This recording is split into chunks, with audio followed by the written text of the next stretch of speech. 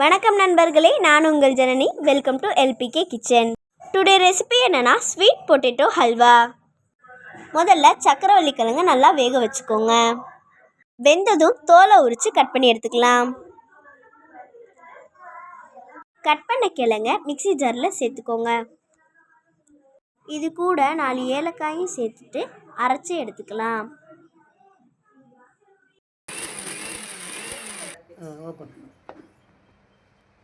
இப்போ stove on பண்ணிவிட்டு ஒரு பேன் எடுத்து வச்சுட்டு அரை பவுல் நாட்டு சர்க்கரையை பேனில் சேர்த்துக்கோங்க.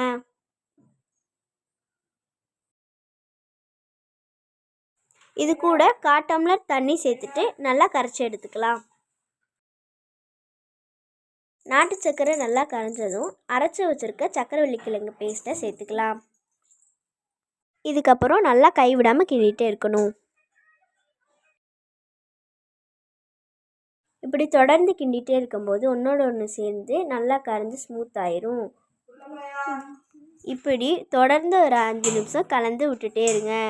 டயத்தில் ஓரளவு கெட்டியாக ஆரம்பிச்சிருக்கும். கெட்டியானோடனே 1 டேபிள் ஸ்பூன் நெய் சேர்த்துக்கலாம். இப்போது நமக்கு 3லேருந்து 4 டேபிள் ஸ்பூன் நெய் தேவைப்படும். நம்ம தேவையானப்போ அதை கலந்துக்கலாம்.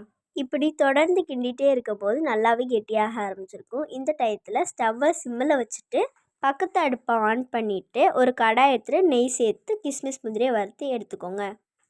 இப்போ வறுத்த கிஸ்மிஸ் முந்திரியை நம்ம ஹல்வாவோடு சேர்த்து நல்லா கலந்து விட்டுக்கோங்க. இப்படியே ஒரு 1 நிமிஷம் சிம்மிலேயே வச்சுட்டு கலந்து விட்டுட்டே இருப்போம். இறுதியாக சுவையான சக்கரவள்ளி கிழங்கு அல்வா ரெடி.